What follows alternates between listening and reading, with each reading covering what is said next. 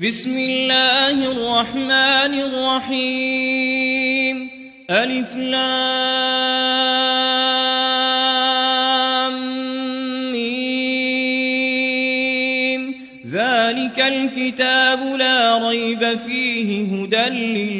للمتقين الذين يؤمنون بالغيب ويقيمون الصلاة ومما رزقناهم ينفقون والذين يؤمنون بما أنزل إليك وما أنزل من قبلك وبالآخرة هم يوقنون أولئك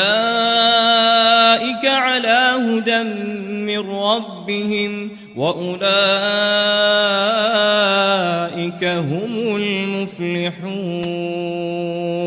إن الذين كفروا سواء عليهم أأنذرتهم أم لم تنذرهم لا يؤمنون ختم الله على قلوبهم وعلى سمعهم وعلى أبصارهم غشاوة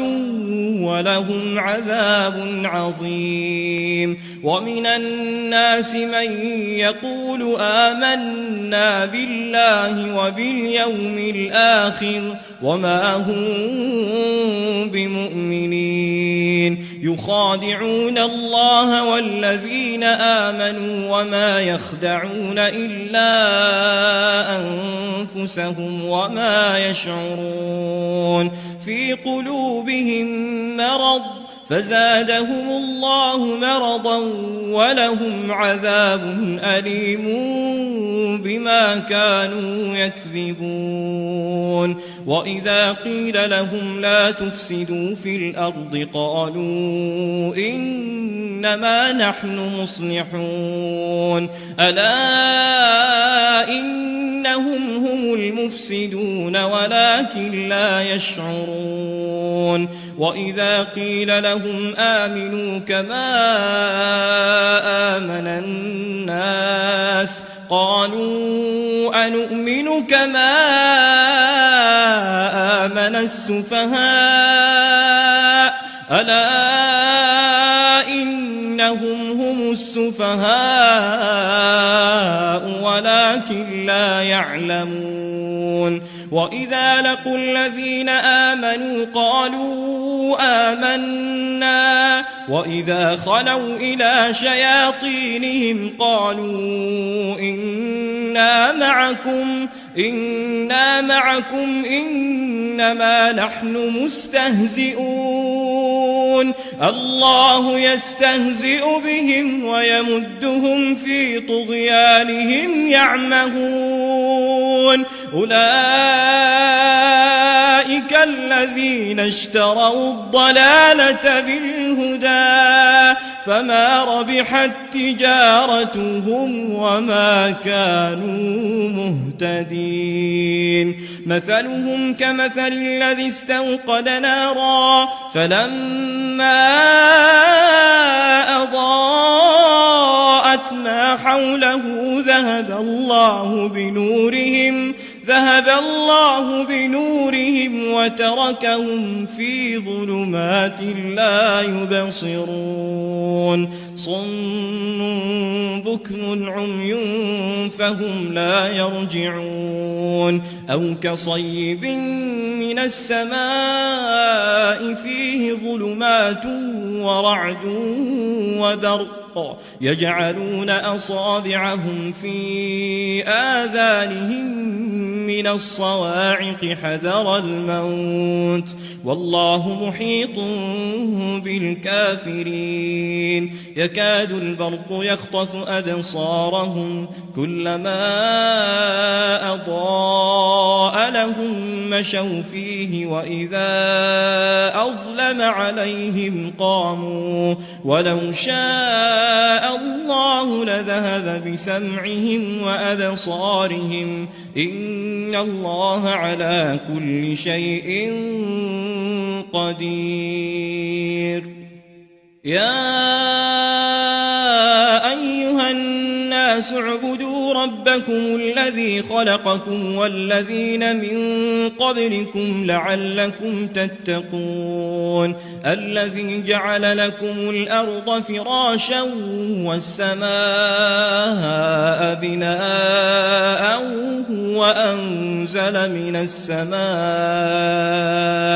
وأنزل من السماء ماء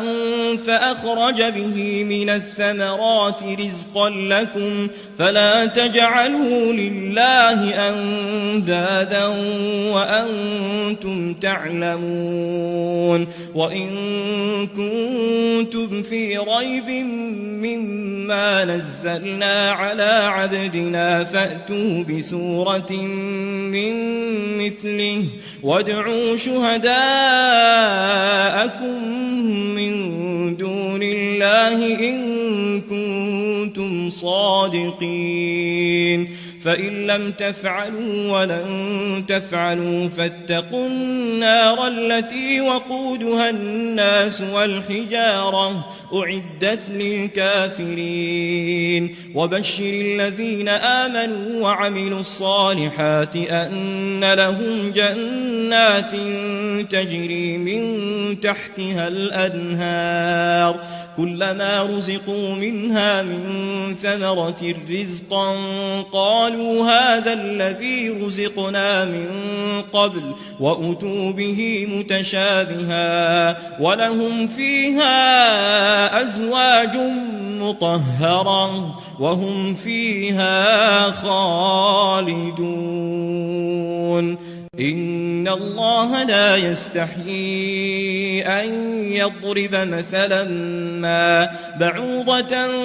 فما فوقها فأما الذين آمنوا فيعلمون أنه الحق من ربهم وأما الذين كفروا فيقولون ماذا أراد الله بهذا مثلا يضل به كثيرا ويهدي به كثيرا وما يضل به إلا الفاسقين الذين ينقضون عهد الله من بعد ميثاقه ويقطعون ما أمر الله به أن يوصل ويفسدون في الأرض أولئك هم الخاسرون كيف تكفرون بالله وكنتم أمواتا فأحياكم ثم يميتكم ثم يحييكم ثم إليه ترجعون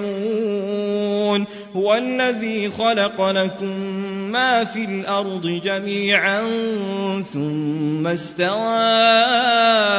إلى السماء فسواهن 7 سماوات وهو بكل شيء عليم وإذ قال ربك للملائكة إني جاعل في الأرض خليفة قالوا أتجعل فيها من يفسد فيها ويسفك الدماء ونحن نسبح بحمدك ونقدس لك قال إني أعلم ما لا تعلمون وعلم آدم الأسماء كلها ثم عرضهم على الملائكة فقال أنبئوني بأسماء هؤلاء إن كنتم صادقين قالوا سبحانك لا علم لنا إلا ما علمتنا إنك أنت العليم الحكيم قال يا آدم أنبئهم بأسمائهم فلما أنبأهم بأسمائهم قال ألم أقل لكم إني أعلم غيب السماوات والأرض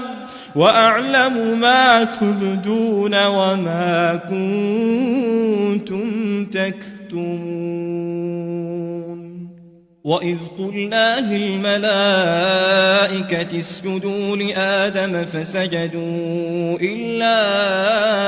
إبليس أبى واستكبر وكان من الكافرين وقلنا يا آدم اسكن أنت وزوجك الجنة وكلا منها رغدا حيث شئتما ولا تقربا هذه الشجرة فتكونا من الظالمين فأزلهما الشيطان عنها فأخرجهما مما كانا فيه وقلنا اهبطوا بعضكم لبعض عدو ولكم في الأرض مستقر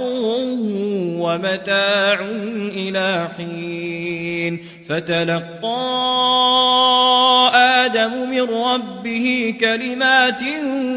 فتاب عليه إنه هو التواب الرحيم قلنا اهبطوا منها جميعا فإما يأتينكم مني هدى فمن تبع هداي فلا خوف عليهم ولا هم يحزنون والذين كفروا وكذبوا بآياتنا أولئك أصحاب النار هم فيها خالدون يا بني إسرائيل اذكروا نعمتي التي أنعمت عليكم وأوفوا بعهدي أوف بعهدكم وإياي فارهبون وآمنوا بما أنزلت مصدقا لما معكم ولا تكونوا أول كافر به ولا تشتروا بآياتي ثمنا قليلا وإياي فاتقون ولا تلبسوا الحق بالباطل وتكتموا الحق وأنتم تعلمون وأقيموا الصلاة وآتوا الزكاة واركعوا مع الراكعين أتأمرون الناس بالبر وتنسون أنفسكم وأنتم تتلون الكتاب أفلا تعقلون واستعينوا بالصبر والصلاة وإنها لكبيرة إلا على الخاشعين الذين يظنون أنهم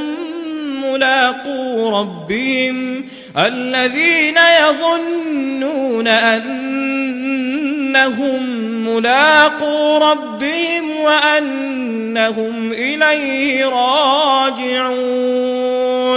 يا بني إسرائيل اذكروا نعمتي التي أنعمت عليكم وأني فضلتكم على العالمين واتقوا يوما لا تجزي نفس عن نفس شيئا ولا يقبل منها شفاعة ولا يؤخذ منها عدل ولا هم ينصرون وإذ نجيناكم من آل فرعون يسومونكم سوء العذاب يذبحون أبناءكم ويستحيون نساءكم وفي ذلكم بلاء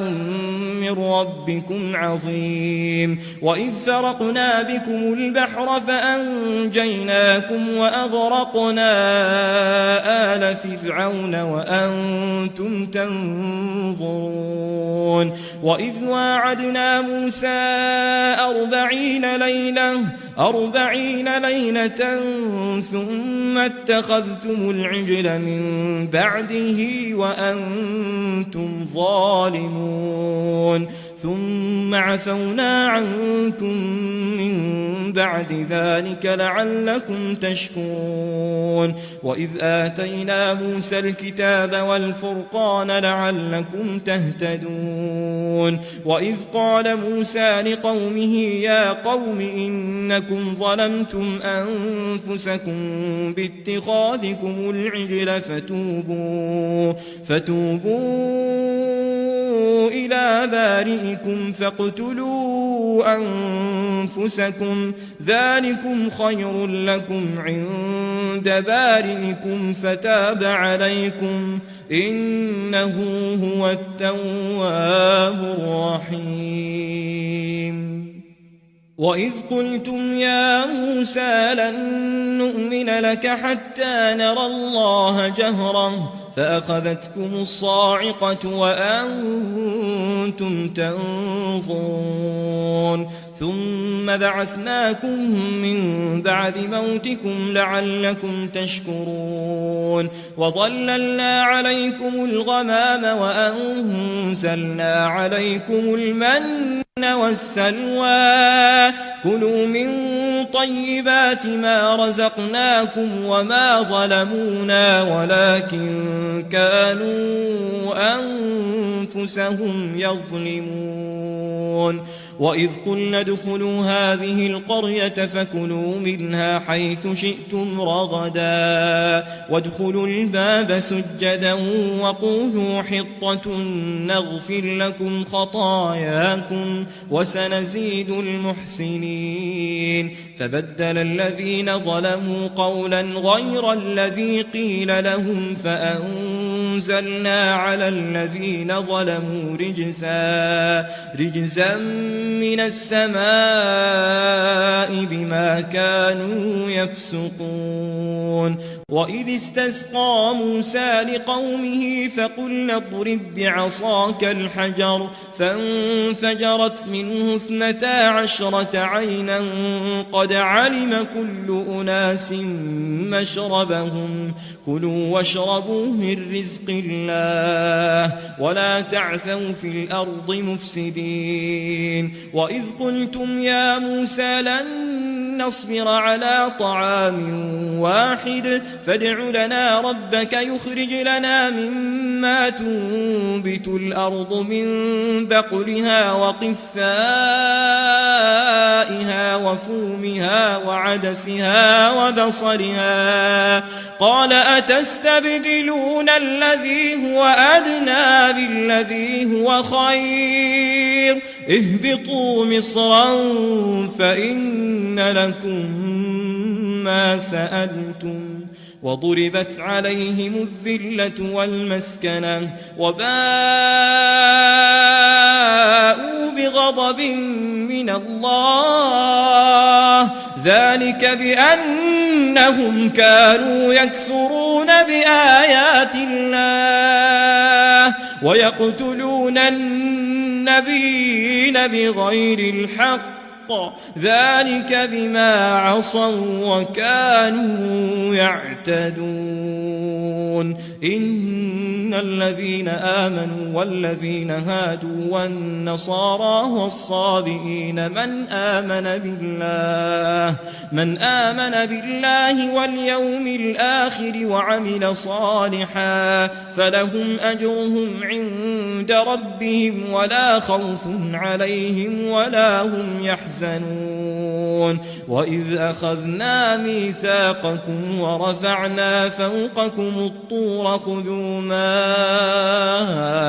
آتيناكم بقوة واذكروا ما فيه لعلكم تتقون ثم توليتم من بعد ذلك فلولا فضل الله عليكم ورحمته لكنتم من الخاسرين ولقد علمتم الذين اعتدوا منكم في السبت فقلنا لهم كونوا قردة خاسئين فجعلناها نكالا لما بين يديها وما خلفها وموعظة للمتقين. وإذ قال موسى لقومه إن الله يأمركم أن تذبحوا بقرة قالوا أتتخذنا هزوا قال أعوذ بالله أن أكون من الجاهلين قالوا ادع لنا ربك يبين لنا ما هي قال إنه يقول إنها بقرة لا فارض ولا بكر عوان بين ذلك فافعلوا ما تؤمرون قالوا ادع لنا ربك يبين لنا ما لونها قال إنه يقول إنها بقرة صفراء فاقع لونها تسر الناظرين قالوا ادع لنا ربك يبين لنا ما هي إن البقرة شابه علينا وإنا إن شاء الله لمهتدون قال إنه يقول إنها بقرة لا ذلول تثير الأرض ولا تسقي الحرث مسلمة لا شية فيها قالوا الآن جئت بالحق فذبحوها وما كادوا يفعلون وإذ قتلتم نفسا فادارأتم فيها والله مخرج ما كنتم تكتمون فقلنا اضربوه ببعضها كذلك يحيي الله الموتى ويريكم آياته لعلكم تعقلون ثم قست قلوبكم من بعد ذلك فهي كالحجارة أو أشد قسوة وإن من الحجارة لما يتفجر منه الأنهار وإن منها لما يشقق فيخرج منه الماء وإن منها لما يهبط من خشية الله وما الله بغافل عما تعملون أفتطمعون أن يؤمنوا لكم وقد كان فريق منهم يسمعون كلام الله ثم يحرفونه من بعد ما عقلوه وهم يعلمون وإذا لقوا الذين آمنوا قالوا آمنا وإذا خلا بعضهم إلى بعض قالوا أتحدثونهم بما فتح الله عليكم ليحاجوكم به عند ربكم أفلا تعقلون أولا يعلمون أن الله يعلم ما يسرون وما يعلنون ومنهم أميون لا يعلمون الكتاب إلا أماني وإن هم إلا يظنون فويل للذين يكتبون الكتاب بأيديهم ثم يقولون هذا من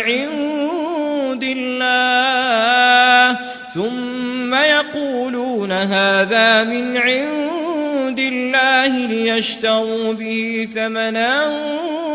قليلا فويل لهم مما كتبت أيديهم وويل لهم مما يكسبون وقالوا لن تمسنا النار إلا أياما معدودة قل أتخذتم عند الله عهدا فلن يخلف الله عهده أم تقولون على الله ما لا تعلمون بلى من كسب سيئة وأحاطت به خطيئته فأولئك أصحاب النار هم فيها خالدون والذين آمنوا وعملوا الصالحات أولئك أصحاب الجنة هم فيها خالدون وإذ أخذنا ميثاق بني إسرائيل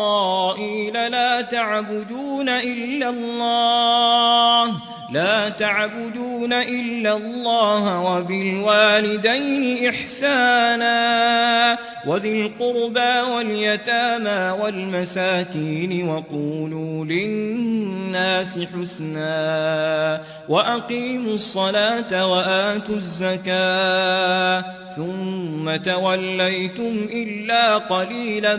منكم وأنتم معرضون وإذ أخذنا ميثاقكم لا تسفكون دماءكم ولا تخرجون أنفسكم من دياركم ثم أقررتم وأنتم تشهدون ثم أنتم هؤلاء تقتلون أنفسكم وتخرجون فريقا منكم من ديارهم تظاهرون عليهم بالإثم والعدوان وإن يأتوكم أسارى تفادوهم وهو محرم عليكم إخراجهم أفتؤمنون ببعض الكتاب وتكفرون ببعض فما جزاء من يفعل ذلك منكم إلا خزي في الحياة الدنيا ويوم القيامة يردون إلى أشد العذاب وما الله بغافل عما تعملون أولئك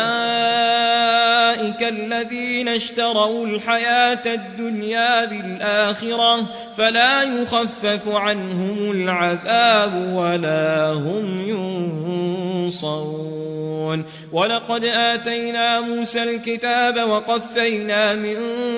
بعده بالرسل وآتينا عيسى ابن مريم البينات وأيدناه بروح القدس أفكلما جاءكم رسول بما لا تهوى أنفسكم استكبرتم ففريقا كذبتم وفريقا تقتلون وقالوا قلوبنا غلف بل لعنهم الله بكفرهم فقليلا ما يؤمنون ولما جاءهم كتاب من عند الله مصدق لما معهم وكانوا من قبل يستفتحون على الذين كفروا فلما جاءهم ما عرفوا كفروا به فلعنة الله على الكافرين بئس ما اشتروا به أنفسهم أن يكفروا بما أنزل الله بغيا أن ينزل الله من فضله على من يشاء من عباده فباءوا بغضب على غضب وللكافرين عذاب مهين وإذا قيل لهم آمنوا بما أنزل الله قالوا نؤمن بما أنزل علينا ويكفرون بما وراءه وهو الحق مصدقا لما معهم قل فلم تقتلون أنبياء الله من قبل إن كنتم مؤمنين ولقد جاءكم موسى بالبينات ثم اتخذتم العجل من بعده وأنتم ظالمون وإذ أخذنا ميثاقكم ورفعنا فوقكم الطور خذوا ما آتيناكم بقوة واسمعوا قالوا سمعنا وعصينا وأشربوا في قلوبهم العجل بكفرهم قل بئس ما يأمركم به إيمانكم إن كنتم مؤمنين قل إن كانت لكم الدار الآخرة عند الله خالصة من دون الناس فتمنوا الموت إن كنتم صادقين ولن يتمنوه أبدا بما قدمت أيديهم والله عليم بالظالمين ولتجدنهم أحرص الناس على حياة ومن الذين أشركوا يود أحدهم لو يعمر 1000 سنة وما هو بمزحزحه من العذاب أن يعمر والله بصير بما يعملون قل من كان عدوا لجبريل فإنه نزله على قلبك بإذن الله مصدقا لما بين يديه وهدى وبشرى للمؤمنين من كان عدوا لله وملائكته ورسله وجبريل وميكال فإن الله عدو للكافرين ولقد أنزلنا إليك آيات بينات وما يكفر بها إلا الفاسقون أو كلما عاهدوا عهدا نبذه فريق منهم بل أكثرهم لا يؤمنون ولما جاءهم رسول من عند الله مصدق لما معهم نبذ فريق من الذين أوتوا الكتاب كتاب الله وراء ظهورهم كأنهم لا يعلمون واتبعوا ما تتلو الشياطين على ملك سليمان وما كفر سليمان ولكن الشياطين كفروا يعلمون الناس السحر وما أنزل على الملكين ببابل هاروت وماروت وما يعلمان من أحد حتى يقولا إنما نحن فتنة فلا تكفر فيتعلمون منهما ما يفرقون به بين المرء وزوجه وما هم بضارين به من أحد إلا بإذن الله ويتعلمون ما يضرهم ولا ينفعهم ولقد علموا لمن اشتراه ما له في الآخرة من خلاق ولبئس ما شروا به أنفسهم لو كانوا يعلمون ولو أنهم آمنوا واتقوا لمثوبة من عند الله خير لو كانوا يعلمون. يا أيها الذين آمنوا لا تقولوا راعنا وقولوا انظرنا واسمعوا وللكافرين عذاب أليم. ما يود الذين كفروا من أهل الكتاب ولا المشركين أن ينزل عليكم من خير من ربكم والله يختص برحمته من يشاء والله ذو الفضل العظيم. ما ننسخ من آية أو ننسها نأت بخير منها أو مثلها. ألم تعلم أن الله على كل شيء قدير. ألم تعلم أن الله له ملك السماوات والأرض وما لكم من دون الله من ولي ولا نصير. أم تريدون أن تسألوا رسولكم كما سئل موسى من قبل ومن يتبدل الكفر بالإيمان فقد ضل سواء السبيل. ود كثير من أهل الكتاب لو يردونكم من بعد إيمانكم كفارا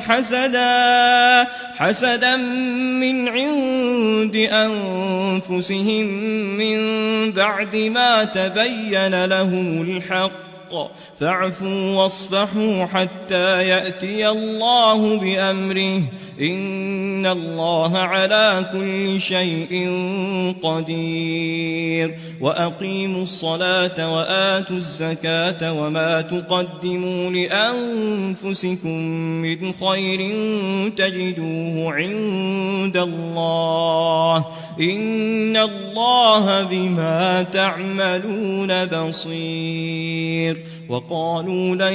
يدخل الجنة إلا من كان هودا أو نصارى تلك أمانيهم قل هاتوا برهانكم إن كنتم صادقين. بلى من أسلم وجهه لله وهو محسن فله أجره عند ربه ولا خوف عليهم ولا هم يحزنون. وقالت اليهود ليست النصارى على شيء وقالت النصارى ليست اليهود على شيء وهم يتلون الكتاب كذلك قال الذين لا يعلمون مثل قولهم فالله يحكم بينهم يوم القيامة فيما كانوا فيه يختلفون.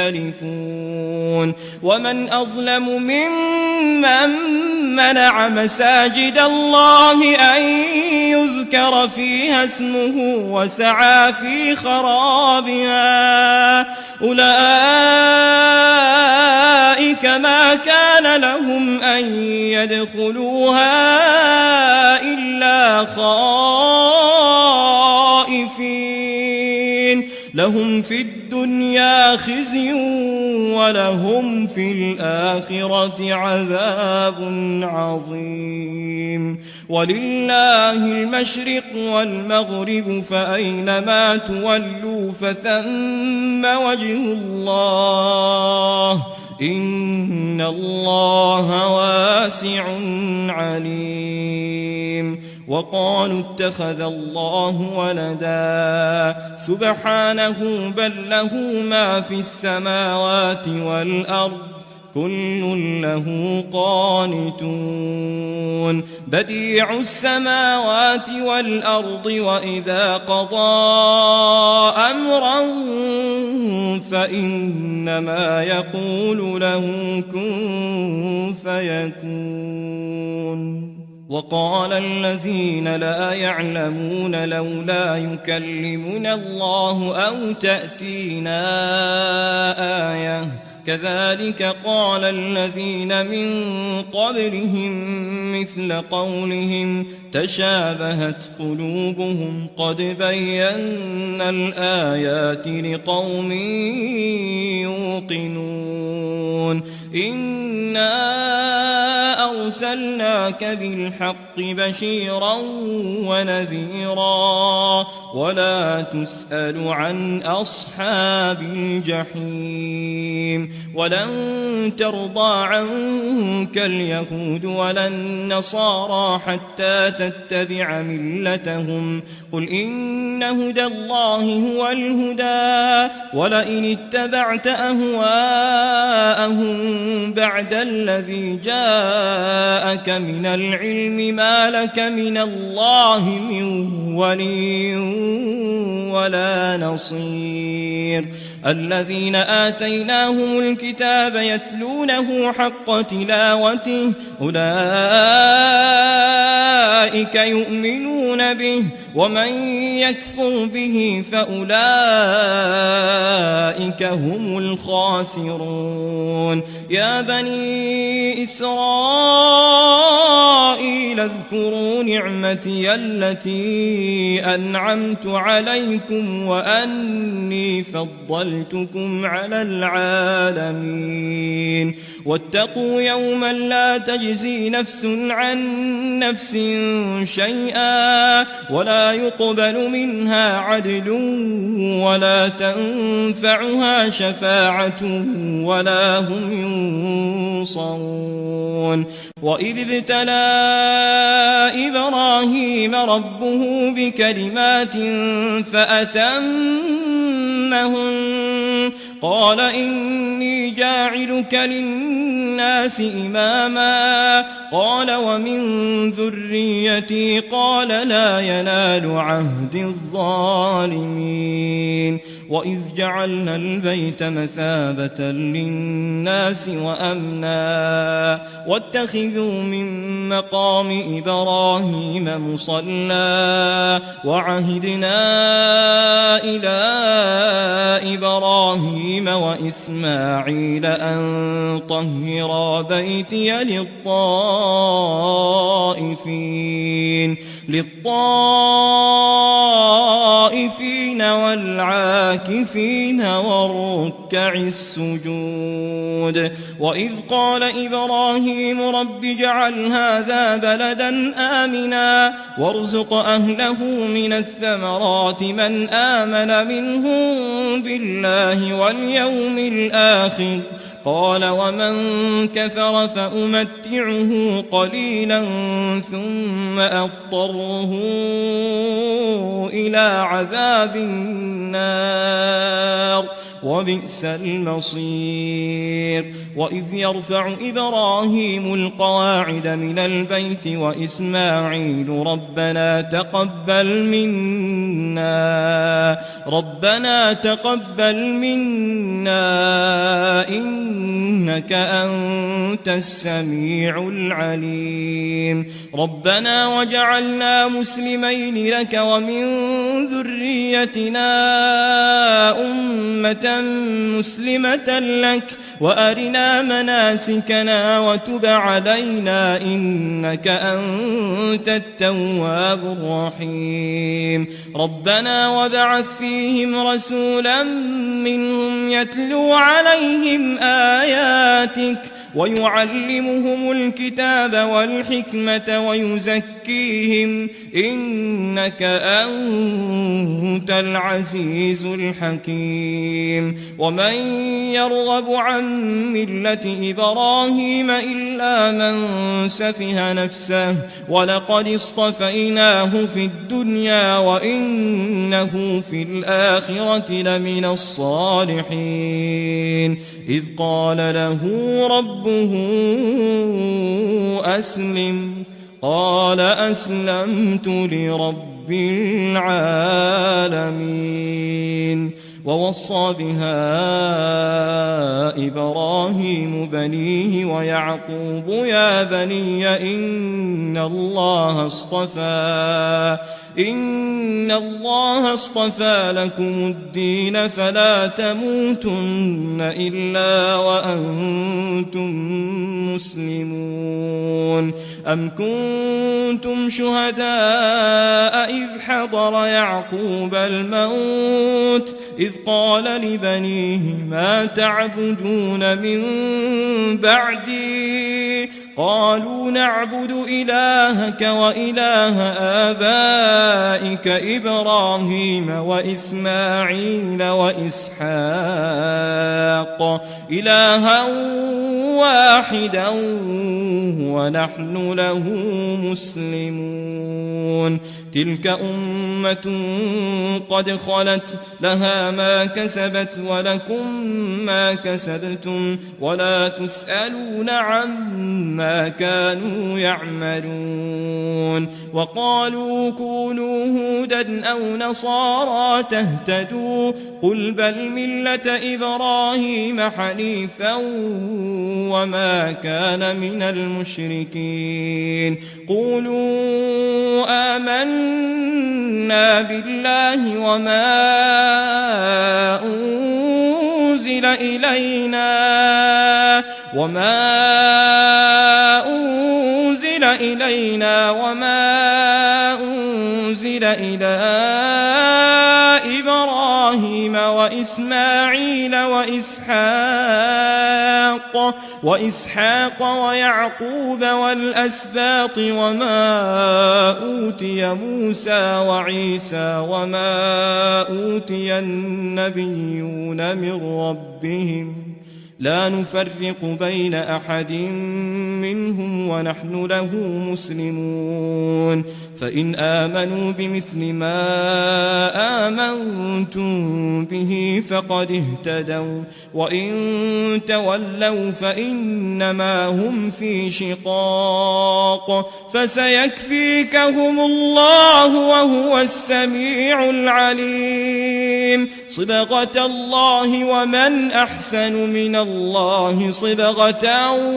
ونحن له عابدون قل أتحاجوننا في الله وهو ربنا وربكم ولنا أعمالنا ولكم أعمالكم ونحن له مخلصون أم تقولون إن إبراهيم وإسماعيل وإسحاق ويعقوب والأسباط كانوا هودا أو نصارى قل أأنتم أعلم أم الله ومن أظلم ممن كتم شهادة عنده من الله وما الله بغافل عما تعملون تلك أمة قد خلت لها ما كسبت ولكم ما كسبتم ولا تسألون عما كانوا يعملون سيقول السفهاء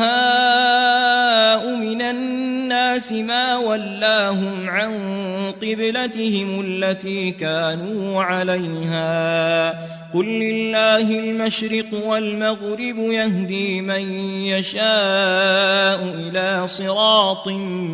مستقيم وكذلك جعلناكم أمة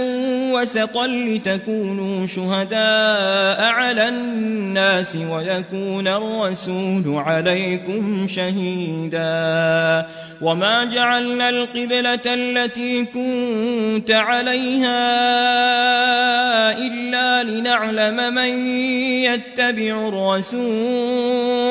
إلا لنعلم من يتبع الرسول ممن ينقلب على عقبيه وإن كانت لكبيرة إلا على الذين هدى الله وما كان الله ليضيع إيمانكم إن الله بالناس لرءوف رحيم قد نرى تقلب وجهك في السماء فلنولينك قبلة ترضاها فول وجهك شطر المسجد الحرام وحيث ما كنتم فولوا وجوهكم شطره وإن الذين أوتوا الكتاب ليعلمون أنه الحق من ربهم وما الله بغافل عما يعملون ولئن أتيت الذين أوتوا الكتاب بكل آية ما تبعوا قبلتك وما أنت بتابع قبلتهم وما بعضهم بتابع قبلة بعض ولئن اتبعت أهواءهم من بعد ما جاءك من العلم إنك إذا لمن الظالمين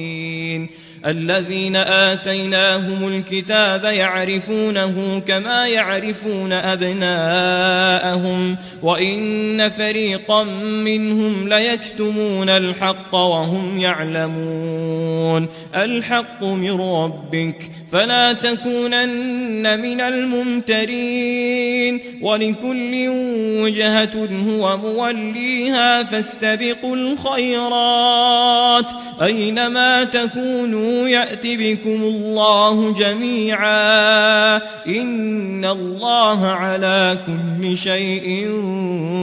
قدير ومن حيث خرجت فول وجهك شطر المسجد الحرام وإنه للحق من ربك وما الله بغافل عما تعملون ومن حيث خرجت فول وجهك شطر المسجد الحرام وحيث ما كنتم فولوا وجوهكم شطره لئلا يكون للناس عليكم حجة إلا الذين ظلموا منهم فلا تخشوهم واخشوني ولأتم نعمتي عليكم ولعلكم تهتدون كما أرسلنا فيكم رسولا منكم يتلو عليكم آياتنا ويزكيكم ويعلمكم الكتاب والحكمة ويعلمكم ما لم تكونوا تعلمون فاذكروني أذكركم واشكروا لي ولا تكفرون يا أيها الذين آمنوا استعينوا بالصبر والصلاة إن الله مع الصابرين ولا تقولوا لمن يقتل في سبيل الله أموات بل أحياء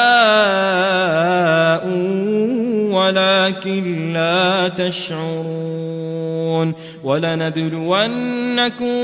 بشيء من الخوف والجوع ونقص من الأموال والأنفس والثمرات وبشر الصابرين الذين إذا أصابتهم مصيبة قالوا إنا لله وإنا إليه راجعون أولئك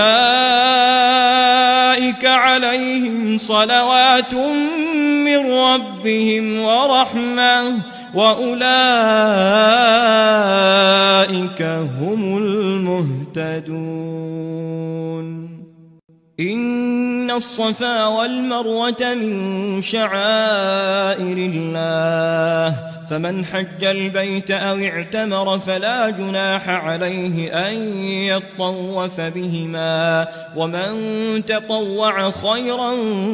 فإن الله شاكر عليم إن الذين يكتمون ما أنزلنا من البينات والهدى من بعد ما بيناه للناس في الكتاب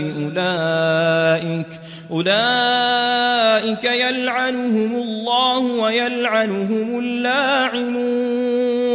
إلا الذين تابوا وأصلحوا وبينوا فأولئك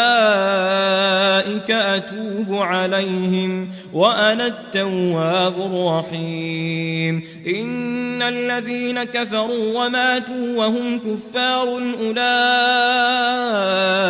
عليهم لعنة الله والملائكة والناس أجمعين خالدين فيها لا يخفف عنهم العذاب ولا هم ينظرون وإلهكم إله واحد لا إله إلا هو الرحمن الرحيم إن في خلق السماوات والأرض واختلاف الليل والنهار والفلك التي تجري في البحر بما ينفع الناس وما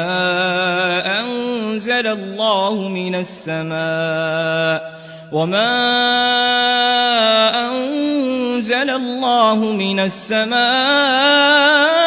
من ماء فأحيا به الأرض بعد موتها وبث فيها من كل دابة وتصريف الرياح والسحاب المسخر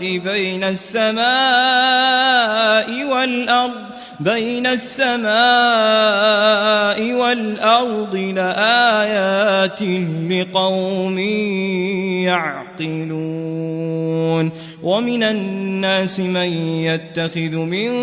دون الله أندادا يحبونهم كحب الله والذين آمنوا أشد حبا لله ولو يرى الذين ظلموا إذ يرون العذاب أن القوة لله جميعا وأن الله شديد العذاب إذ تبرأ الذين اتبعوا من الذين اتبعوا ورأوا العذاب وتقطعت بهم الأسباب وقال الذين اتبعوا لو أن لنا كرة فنتبرأ منهم كما تبرؤوا منا كذلك يريهم الله أعمالهم حسرات عليهم وما هم بخارجين من النار يا أيها الناس كلوا مما في الأرض حلالا طيبا ولا تتبعوا خطوات الشيطان إنه لكم عدو مبين إنما يأمركم بالسوء والفحشاء وأن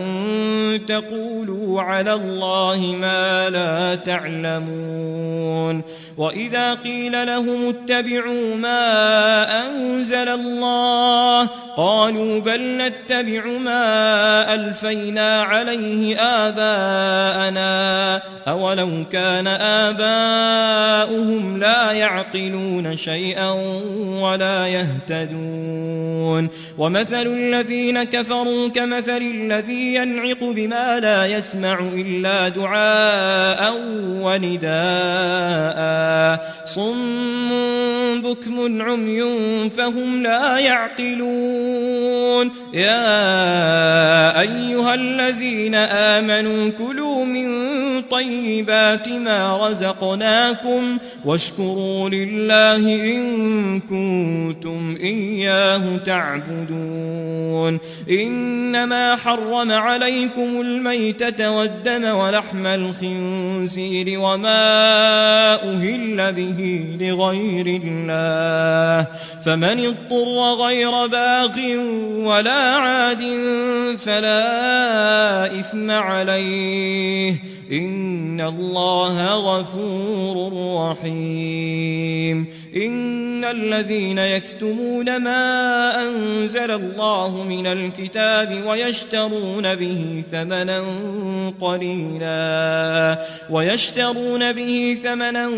قليلا أولئك ما يأكلون في بطونهم إلا النار ولا يكلمهم الله يوم القيامة ولا يزكيهم ولهم عذاب أليم أولئك الذين اشتروا الضلالة بالهدى والعذاب بالمغفرة فما أصبرهم على النار ذلك بأن الله نزل الكتاب بالحق وإن الذين اختلفوا في الكتاب لفي شقاق بعيد ليس البر أن تولوا وجوهكم قبل المشرق والمغرب ولكن البر من آمن بالله واليوم الآخر والملائكة والكتاب والنبيين وآتى المال على حبه ذوي القربى واليتامى والمساكين وابن السبيل والسائلين وفي الرقاب وأقام الصلاة وآتى الزكاة والموفون بعهدهم إذا عاهدوا والصابرين في البأساء والضراء وحين البأس أولئك الذين صدقوا وأولئك هم المتقون يا أيها الذين آمنوا كتب عليكم القصاص في القتلى الحر بالحر والعبد بالعبد والأنثى بالأنثى فمن عفي له من أخيه شيء فاتباع بالمعروف وأداء إليه بإحسان ذلك تخفيف من ربكم ورحمة فمن اعتدى بعد ذلك فله عذاب أليم ولكم في القصاص حياة يا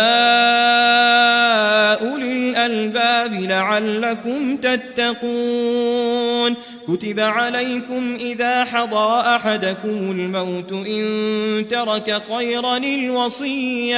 الوصية للوالدين والأقربين بالمعروف حقا على المتقين فمن بدله بعدما سمعه فإنما إثمه على الذين يبدلونه إن الله سميع عليم فمن خاف من موص جنفا أو إثما فأصلح بينهم فلا إثم عليه إن الله غفور رحيم يا أيها الذين آمنوا كتب عليكم الصيام كما كتب على الذين من قبلكم لعلكم تتقون أياما معدودات فمن كان منكم مريضا أو على سفر فعدة من أيام أخر وعلى الذين يطيقونه فدية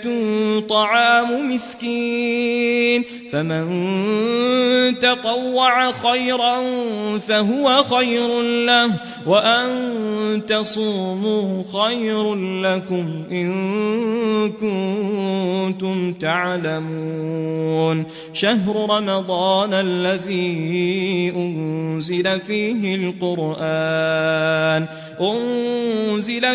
القرآن هدى للناس وبينات من الهدى والفرقان فمن شهد منكم الشهر فليصمه ومن كان مريضا أو على سفر فعدة من أيام أخر يريد الله بكم اليسر ولا يريد بكم العسر ولتكملوا العدة ولتكبروا الله على ما هداكم ولعلكم تشكرون وإذا سألك عبادي عني فإني قريب أجيب دعوة الداع إذا دعان فليستجيبوا لي وليؤمنوا بي لعلهم يرشدون أحل لكم ليلة الصيام الرفث إلى نسائكم هن لباس لكم وأنتم لباس لهن علم الله أنكم كنتم تختانون أنفسكم فتاب عليكم وعفى عنكم فالآن باشروهن وابتغوا ما كتب الله لكم وكلوا واشربوا حتى يتبين لكم الخيط الأبيض من الخيط الأسود من الفجر ثم أتموا الصيام إلى الليل ولا تباشروهن وأنتم عاكفون في المساجد تلك حدود الله فلا تقربوها كذلك يبين الله آياته للناس لعلهم يتقون ولا تأكلوا أموالكم بينكم بالباطل وتدلوا بها إلى الحكام لتأكلوا فريقا من أموال الناس بالإثم وأنتم تعلمون يسألونك عن الأهلة قل هي مواقيت للناس والحج وليس البر بأن تأتوا البيوت من ظهورها ولكن البر من اتقى وأتوا البيوت من أبوابها واتقوا الله لعلكم تفلحون وقاتلوا في سبيل الله الذين يقاتلونكم ولا تعتدوا إن الله لا يحب المعتدين واقتلوهم حيث ثقفتموهم وأخرجوهم من حيث أخرجوكم والفتنة أشد من القتل ولا تقاتلوهم عند المسجد الحرام حتى يقاتلوكم فيه فإن قاتلوكم فاقتلوهم كذلك جزاء الكافرين فإن انتهوا فإن الله غفور رحيم وقاتلوهم حتى لا تكون فتنة ويكون الدين لله فإن انتهوا فلا عدوان إلا على الظالمين الشهر الحرام بالشهر الحرام والحرمات قصاص فمن اعتدى عليكم فاعتدوا عليه بمثل ما اعتدى عليكم واتقوا الله واعلموا أن الله مع المتقين وأنفقوا في سبيل الله ولا تلقوا بأيديكم إلى التهلكة وأحسنوا إن الله يحب المحسنين وأتموا الحج والعمرة لله فإن أحصرتم فما استيسر من الهدي ولا تحلقوا رؤوسكم حتى يبلغ الهدي محله فمن كان منكم مريضا أو به أذى من رأسه ففدية من صيام أو صدقة أو نسك فإذا أمنتم فمن تمتع بالعمرة إلى الحج فما استيسر من الهدي فمن لم يجد فصيام 3 أيام في الحج و7 إذا رجعتم تلك 10 كاملة ذلك لمن لم يكن أهله حاضر المسجد الحرام واتقوا الله واعلموا أن الله شديد العقاب الحج أشهر معلومات فمن فرض فيهن الحج فلا رفث ولا فسوق ولا جدال في الحج وما تفعلوا من خير يعلمه الله وتزودوا فإن خير الزاد التقوى واتقون يا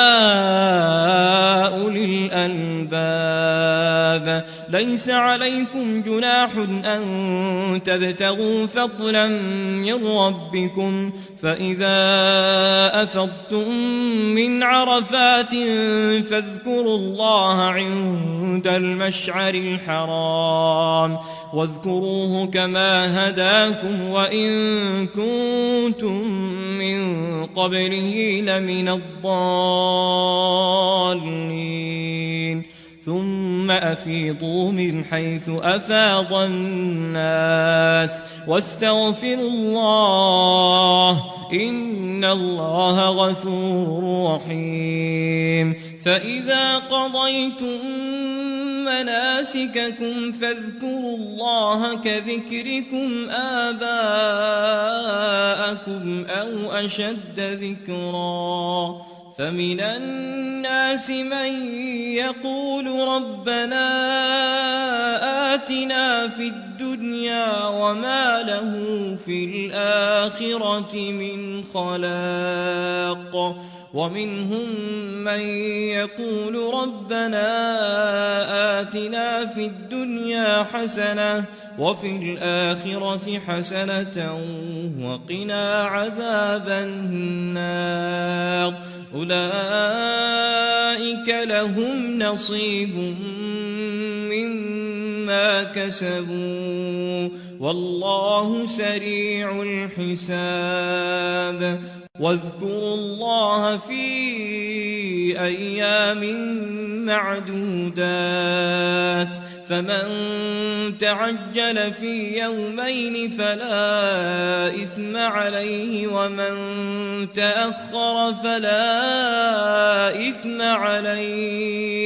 فلا إثم عليه لمن اتقى واتقوا الله واعلموا أنكم إليه تحشرون ومن الناس من يعجبك قوله في الحياة الدنيا ويشهد الله على ما في قلبه وهو ألد الخصام وإذا تولى سعى في الأرض ليفسد فيها ويهلك الحرث والنسل والله لا يحب الفساد وإذا قيل له اتق الله أخذته العزة بالإثم فحسبه جهنم ولبئس المهاد ومن الناس من يشري نفسه ابتغاء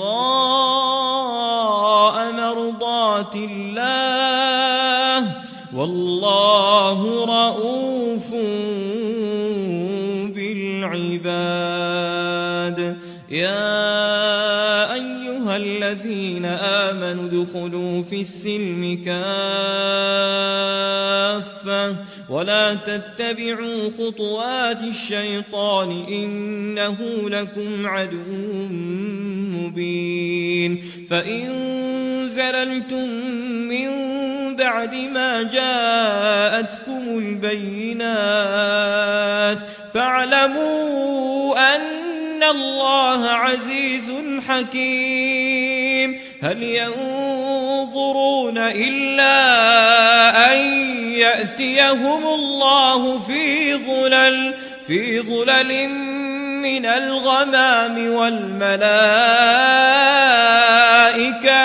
وقضي الأمر وإلى الله ترجع الأمور سل بني إسرائيل كم آتيناهم من آية بينة ومن يبدل نعمة الله من بعد ما جاءته فإن الله شديد العقاب زين للذين كفروا الحياة الدنيا ويسخرون من الذين آمنوا والذين اتقوا فوقهم يوم القيامة والله يرزق من يشاء بغير حساب كان الناس أمة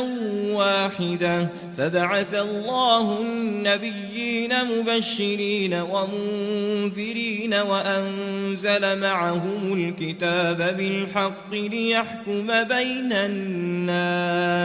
ليحكم بين الناس فيما اختلفوا فيه وما اختلف فيه إلا الذين أوتوه من بعد ما جاءتهم البينات بغيا بينهم فهدى الله الذين آمنوا لما اختلفوا فيه من الحق بإذنه والله يهدي من يشاء إلى صراط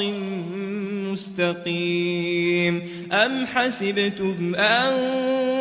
تدخلوا الجنة ولما يأتكم مثل الذين خلوا من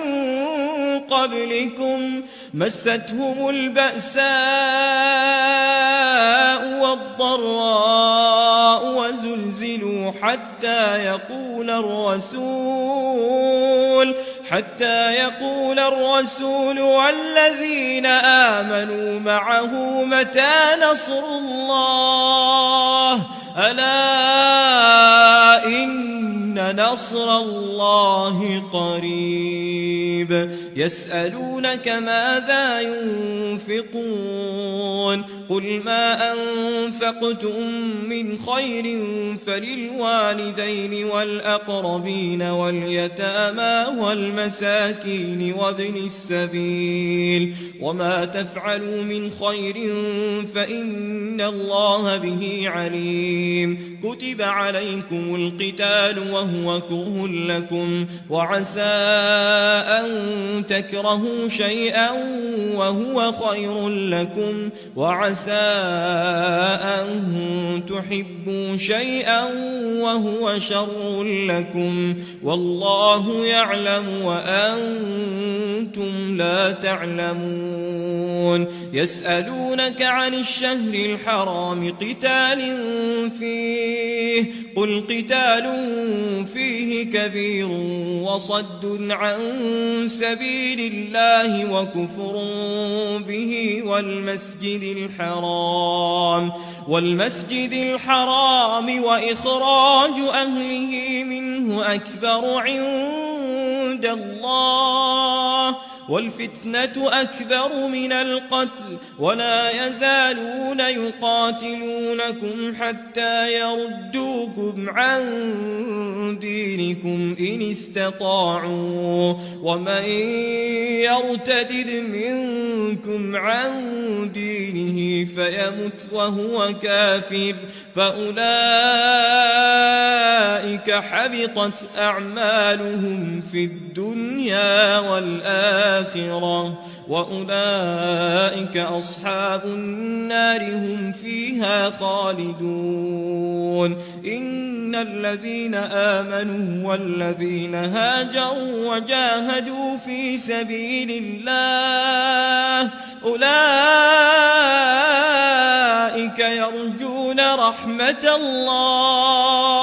يرجون رحمة الله والله غفور رحيم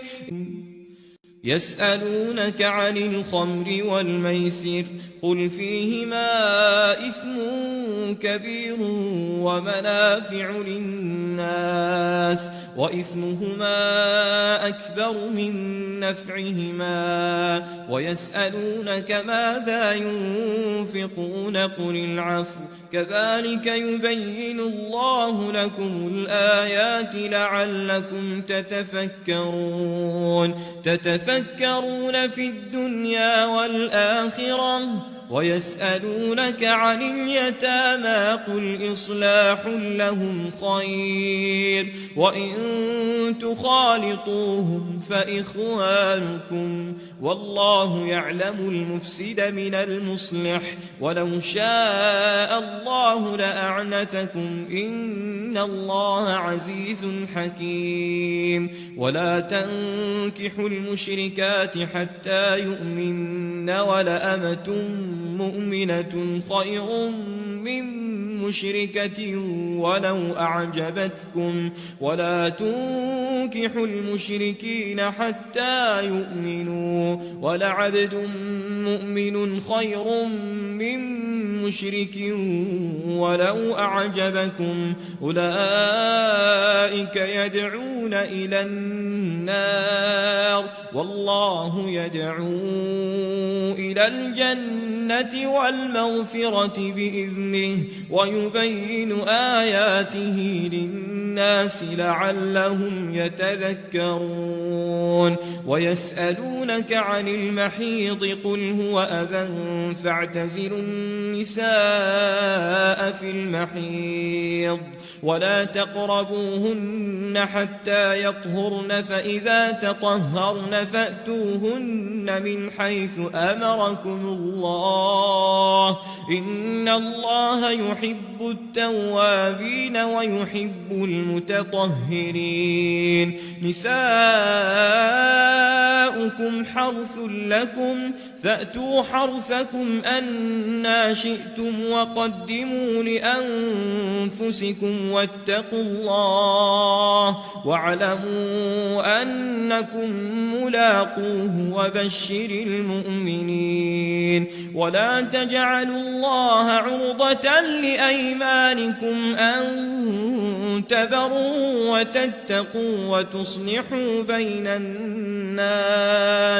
والله سميع عليم لا يؤاخذكم الله باللغو في أيمانكم ولكن يؤاخذكم بما كسبت قلوبكم والله غفور حليم للذين يؤلون من نسائهم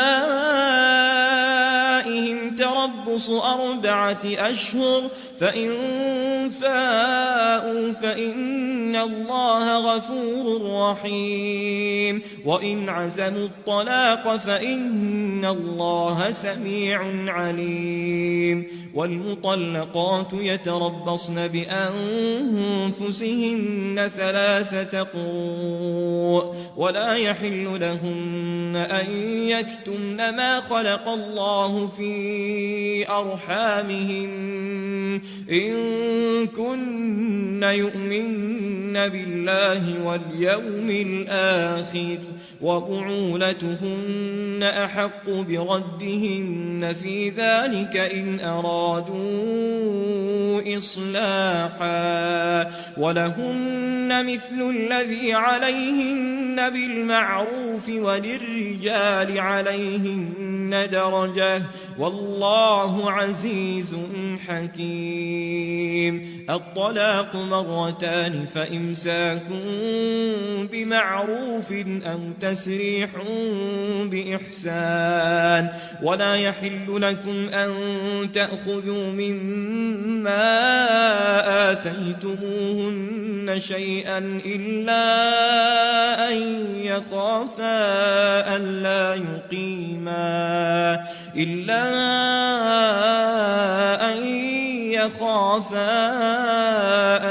يقيما حدود الله. فإن خفتم ألا يقيما حدود الله فلا جناح عليهما فيما افتدت به، تلك حدود الله فلا تعتدوها، ومن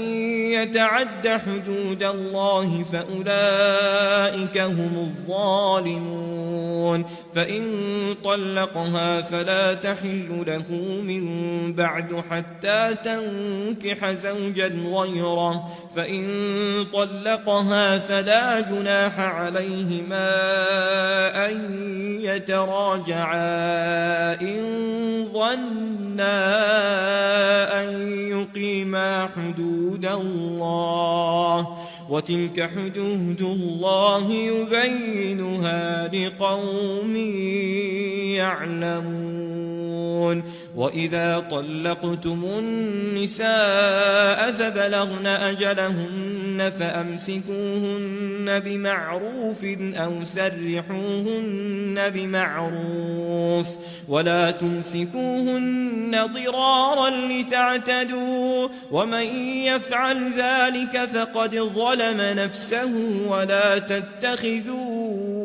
آيات الله هزوا، واذكروا نعمة الله عليكم وما أنزل عليكم من الكتاب والحكمة يعظكم به، واتقوا الله واعلموا أن الله بكل شيء عليم. وإذا طلقتم النساء فبلغن أجلهن فلا تعضلوهن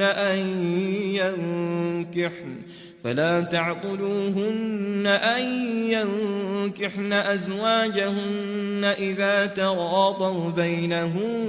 بالمعروف، ذلك يوعظ به من كان منكم يؤمن بالله واليوم الآخر، ذلكم أزكى لكم وأطهر والله يعلم وأنتم لا تعلمون.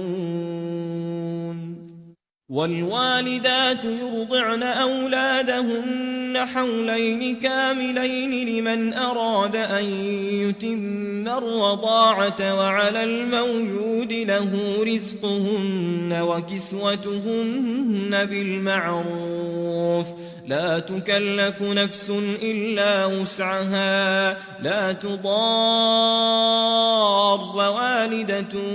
بولدها ولا مولود له بولده، وعلى الوارث مثل ذلك، فإن أرادا فصالا عن تراض منهما وتشاور فلا جناح عليهما. وإن أردتم أن تسترضعوا أولادكم فلا جناح عليكم إذا سلمتم ما آتيتم بالمعروف، واتقوا الله واعلموا أن الله بما تعملون بصير. والذين يتوفون منكم ويذرون أزواجا يتربصن بأنفسهن 4 أشهر وعشرا، فإذا بلغن أجلهن فلا جناح عليكم فيما فعلن في أنفسهن بالمعروف، والله بما تعملون خبير. ولا جناح عليكم فيما عرضتم به من خطبة النساء أو أكننتم في أنفسكم علم الله أنكم ستذكرونهن ولكن لا تواعدوهن سرا إلا أن تقولوا قولا معروفا ولا تعزموا عقدة النكاح حتى يبلغ الكتاب أجله واعلموا أن الله يعلم ما في أنفسكم فاحذروه واعلموا أن الله غفور حليم لا جناح عليكم إن طلقتم النساء ما لم تمسوهن أو تفرضوا لهن فريضة ومتعوهن على الموسع قدره وعلى المقتر قدره متاعا بالمعروف حقا على المحسنين وإن طلقتموهن من قبل أن تمسوهن وقد فرضتم لهن فريضة فنصف ما فرضتم إلا أن يعفون أو يعفو الذي بيده عقدة النكاح وأن تعفوا أقرب للتقوى ولا تنسوا الفضل بينكم إن الله بما تعملون بصير حافظوا على الصلوات والصلاة الوسطى وقوموا لله قانتين فإن خفتم فرجالا أو ركبانا فإذا أمنتم فاذكروا الله كما علمكم ما لم تكونوا تعلمون والذين يتوفون منكم ويذرون أزواجا وصية لأزواجهم متاعا إلى الحول غير إخراج فإن خرجن فلا جناح عليكم فيما فعلن في أنفسهن من معروف والله عزيز حكيم وللمطلقات متاع بالمعروف حقا على المتقين كذلك يبين الله لكم آياته لعلكم تعقلون ألم تر إلى الذين خرجوا من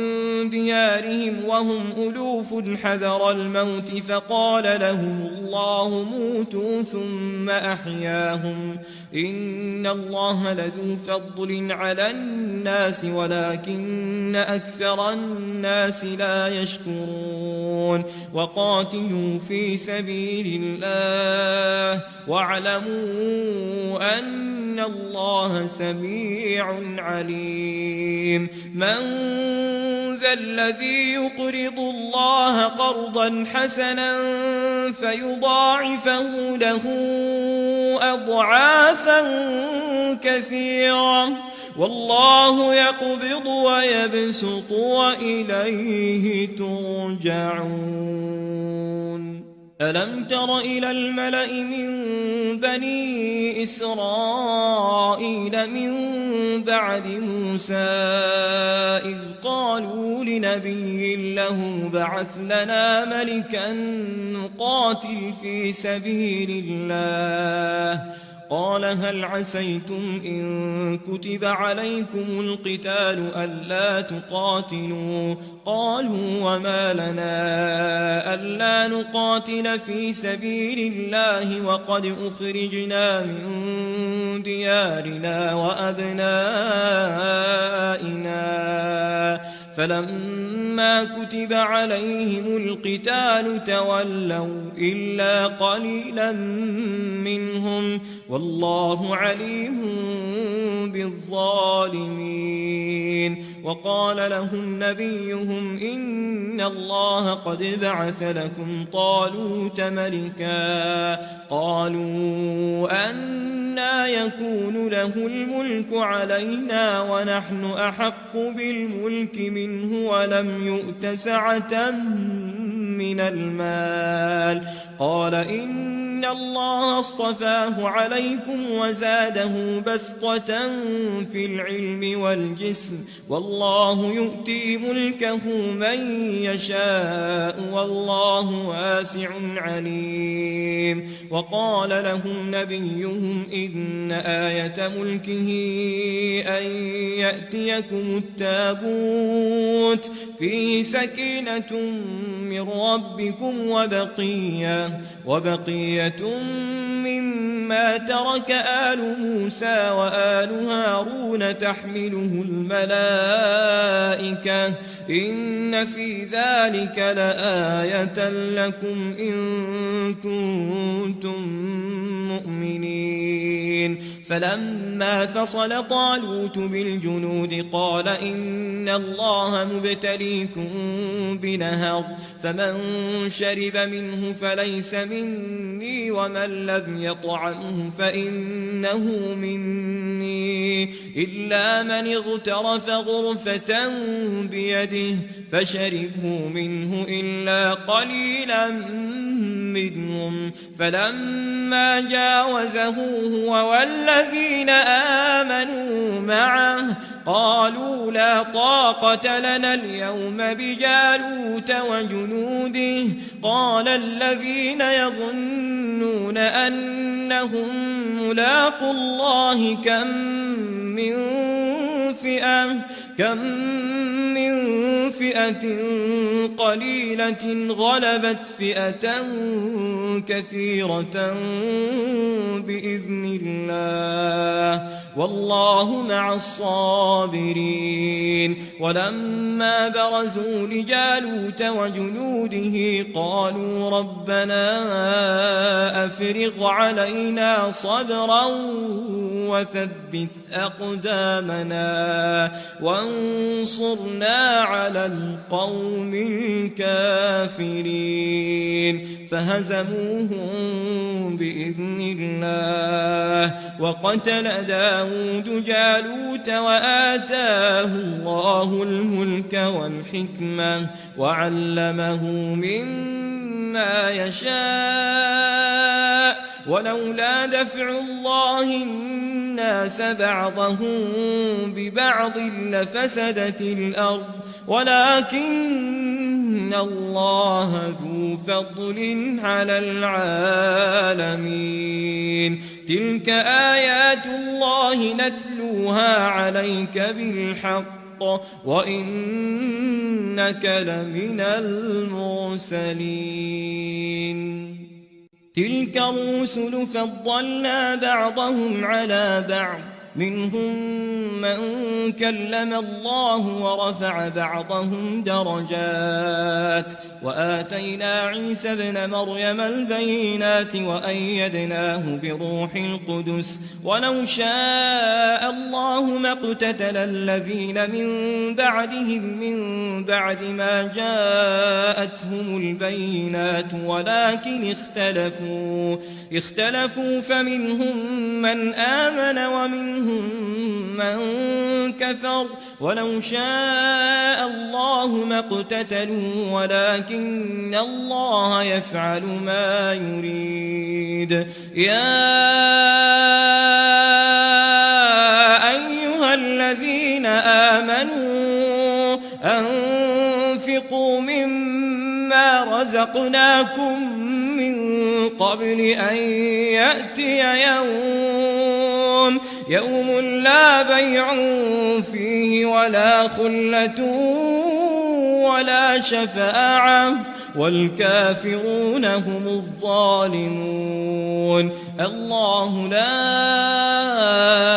إله إلا هو الحي القيوم لا تأخذه سنة ولا نوم له ما في السماوات وما في الأرض من ذا الذي يشفع عنده إلا بإذنه يعلم ما بين أيديهم وما خلفهم ولا يحيطون بشيء من علمه إلا بما شاء وسع كرسيه السماوات والأرض ولا يؤوده حفظهما وهو العلي العظيم لا إكراه في الدين قد تبين الرشد من الغي فمن يكفر بالطاغوت ويؤمن بالله فقد استمسك بالعروة الوثقى لا انفصام لها والله سميع عليم الله ولي الذين آمنوا يخرجهم من الظلمات إلى النور والذين كفروا أولياؤهم الطاغوت يخرجونهم من النور إلى الظلمات أولئك أصحاب النار هم فيها خالدون ألم تر إلى الذي حاج إبراهيم في ربه أن آتاه الله الملك إذ قال إبراهيم ربي الذي يحيي ويميت قال أنا أحيي وأميت قال إبراهيم فإن الله يأتي بالشمس من المشرق فأت بها من المغرب فبهت الذي كفر والله لا يهدي القوم الظالمين أو كالذي مر على قرية وهي خاوية على عروشها قال أنى يحيي هذه الله بعد موتها فأماته الله 100 عام ثم بعثه قال كم لبثت قال لبثت يوما أو بعض يوم قال بل لبثت 100 عام فانظر إلى طعامك وشرابك لم يتسنه وانظر إلى حمارك ولنجعلك آية للناس وانظر إلى العظام كيف ننشزها ثم نكسوها لحما فلما تبين له قال أعلم أن الله على كل شيء قدير وإذ قال إبراهيم رب أرني كيف تحيي الموتى قال أولم تؤمن قال بلى ولكن ليطمئن قلبي قال فخذ 4 من الطير فصرهن إليك ثم اجعل على كل جبل منهن جزءا ثم ادعهن يأتينك سعيا واعلم أن الله عزيز حكيم مثل الذين ينفقون أموالهم في سبيل الله كمثل حبة أنبتت 7 سنابل في كل سنبلة 100 حبة والله يضاعف لمن يشاء والله واسع عليم الذين ينفقون أموالهم في سبيل الله ثم لا يتبعون ما أنفقوا منا ولا أذى لهم أجرهم عند ربهم ولا خوف عليهم ولا هم يحزنون قول معروف ومغفرة خير من صدقة يتبعها أذى والله غني حليم. يا أيها الذين آمنوا لا تبطلوا صدقاتكم بالمن والأذى كالذي ينفق ماله رئاء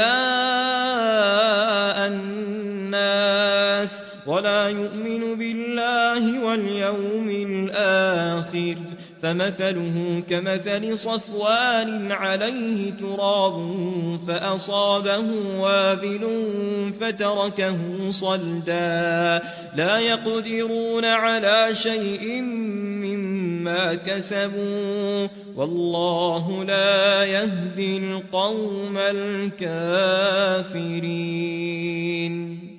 ومثل الذين ينفقون أموالهم ابتغاء مرضات الله وتثبيتا من أنفسهم كمثل جنة بربوة أصابها وابل فآتت أكلها ضعفين فإن لم يصبها وابل فطل والله بما تعملون بصير. أيود أحدكم أن تكون له جنة من نخيل وأعناب تجري من تحتها الأنهار له فيها من كل الثمرات وأصابه الكبر وله ذرية ضعفاء فأصابها إعصار فيه نار فاحترقت كذلك يبين الله لكم الآيات لعلكم تتفكرون. يا أيها الذين آمنوا أنفقوا من طيبات ما كسبتم ومما أخرجنا لكم من الأرض ولا تيمموا الخبيث منه تنفقون ولستم بآخذيه إلا أن تغمضوا فيه واعلموا أن الله غني حميد. الشيطان يعدكم الفقر ويأمركم بالفحشاء والله يعدكم مغفرة منه وفضلا والله واسع عليم. يؤتي الحكمة من يشاء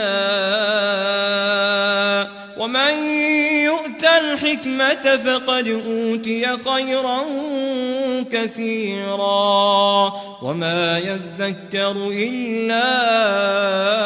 أولو الألباب. وما أنفقتم من نفقة أو نذرتم من نذر فإن الله يعلمه وما للظالمين من أنصار. إن تبدوا الصدقات فنعما هي وإن تخفوها وتؤتوها الفقراء فهو خير لكم ويكفر عنكم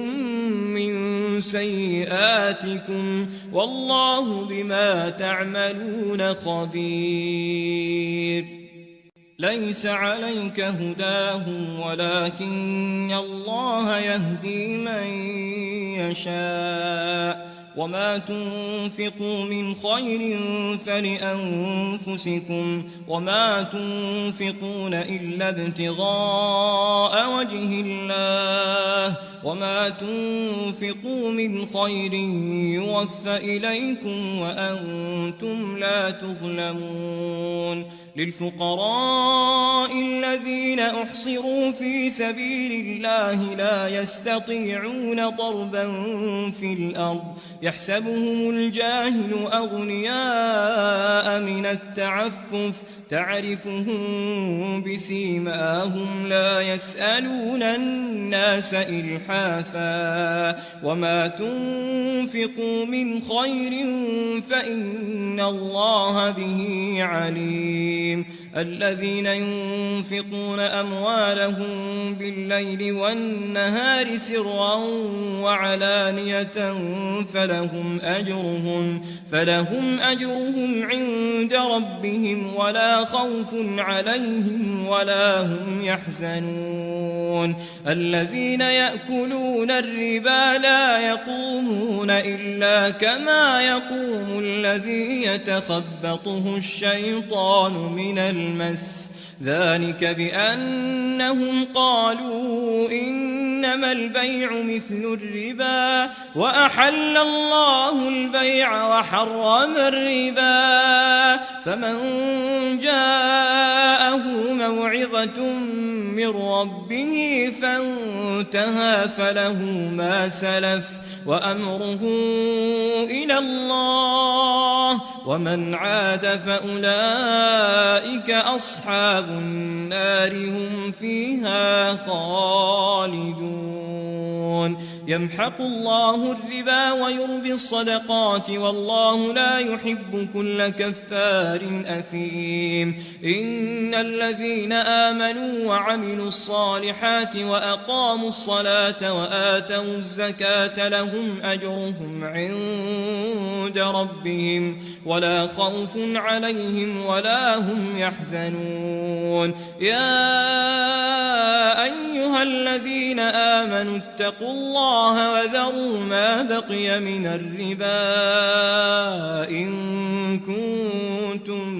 مؤمنين فإن لم تفعلوا فأذنوا بحرب من الله ورسوله وإن تبتم فلكم رؤوس أموالكم لا تظلمون ولا تظلمون وإن كان ذو عسرة فنظرة إلى ميسرة وأن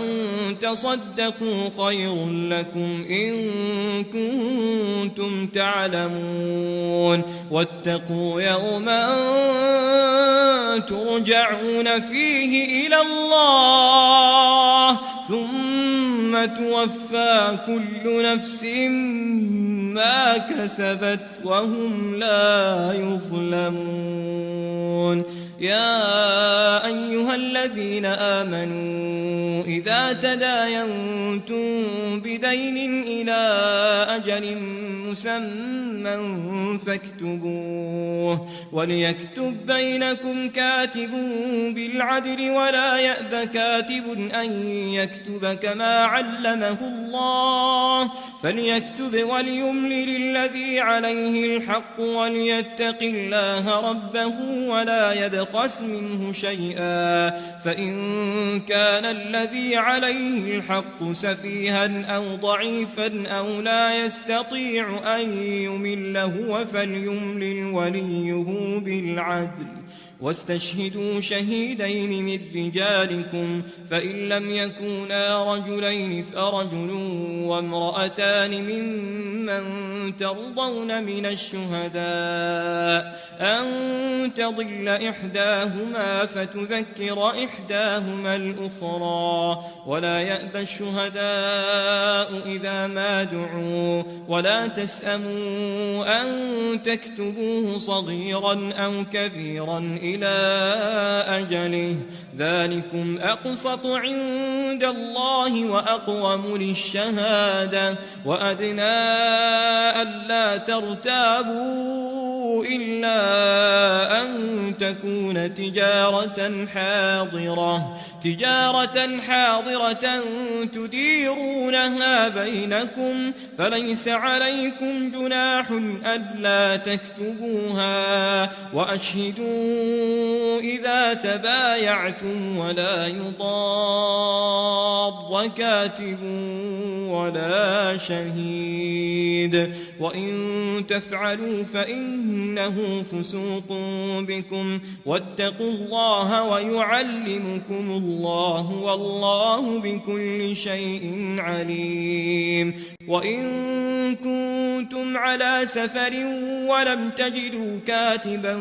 فرهان مقبوضة فإن أمن بعضكم بعضا فليؤدي الذي اؤتمن أمانته وليتق الله ربه ولا تكتموا الشهادة ومن يكتمها فإنه آثم قلبه والله بما تعملون عليم لله ما في السماوات وما في الأرض وإن تبدوا ما في أنفسكم أو تخفوه يحاسبكم به الله فيغفر لمن يشاء ويعذب من يشاء والله على كل شيء قدير آمن الرسول بما أنزل إليه من ربه والمؤمنون كل آمن بالله وملائكته وكتبه ورسله لا نفرق بين أحد من رسله وقالوا سمعنا وأطعنا غفرانك ربنا وإليك المصير لا يكلف الله نفسا إلا وسعها لها ما كسبت وعليها ما اكتسبت ربنا لا تؤاخذنا إن نسينا أو أخطأنا ربنا ولا تحمل علينا إصرا كما حملته على الذين من قبلنا ربنا ولا تحملنا ما لا طاقة لنا به واعف عنا واغفر لنا وارحمنا أنت مولانا فانصرنا على القوم الكافرين